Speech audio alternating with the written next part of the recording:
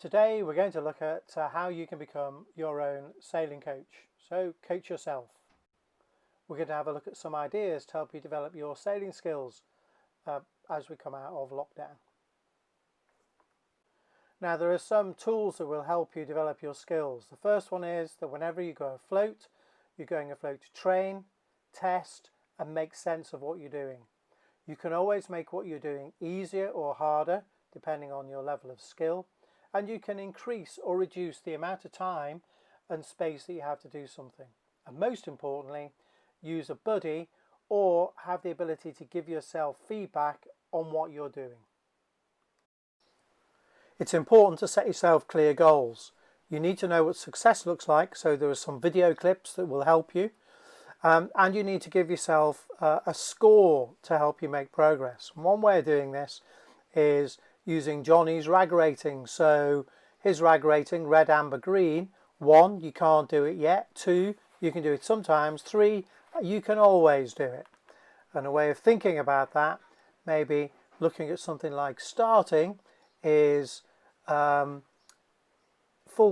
speed at go, board or boat handling, lane holding in different wind strengths, and that should give you a plan to help you think about what success should look like and giving yourself a score. So first of all, we'll have a look at upwind speed. I want you to think of experimenting with heel, kicker, your downhaul, outhaul, your main sheet tension and your fore and aft trim. Compare with a partner and maybe even try sailing with your eyes shut to develop your feel. Here we have two boats sailing upwind, one heeled, one flat. There's no doubt about it, the flat boat will be the fastest boat. Let's have a look at holding your lane. So practice with a partner, hold your lane from different positions, make it easier or harder, and see if you can hold your lane directly behind a boat ahead.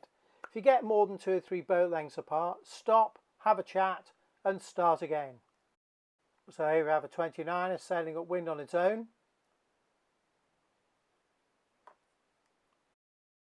Here we have a couple of optimists nicely set up here at Betheli, one to windward and the other one on its hip. So the windward boat having to work quite hard to hold its lane against the boat to leeward.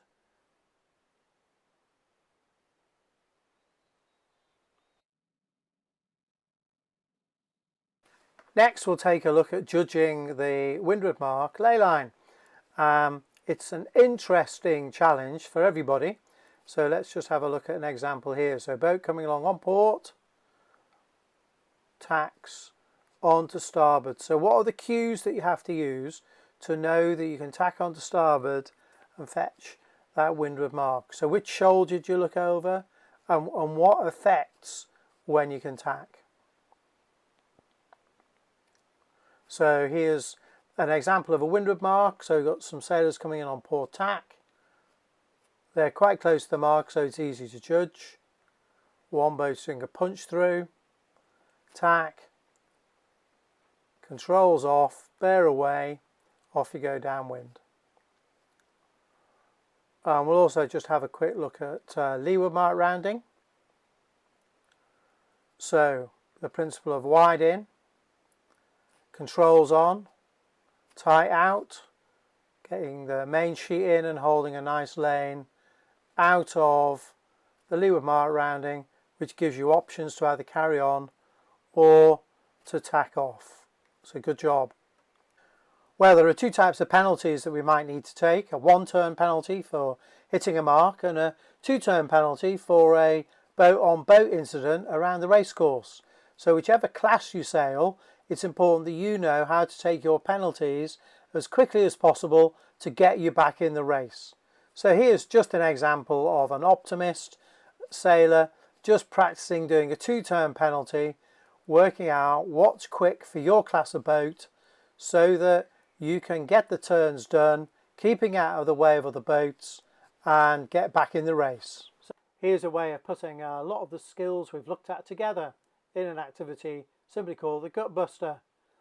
Essentially, all we do is have a windward leeward course, and if we look at the yellow boat here, we'll see it sails upwind, to windward mark, downwind to the leeward mark, not crossing the centre line of the windward leeward marks.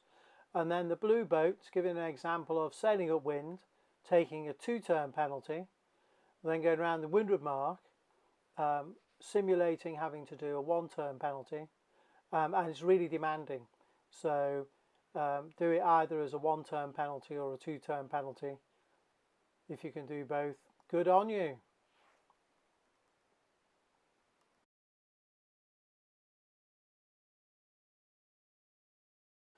Well, we're now coming towards the end of this workshop, so just to recap, first of all, make sure you've got a clear plan of what you're going to go out and do. Make sure you know what the goals are, what success looks like, and make sure that you enjoy what you're doing.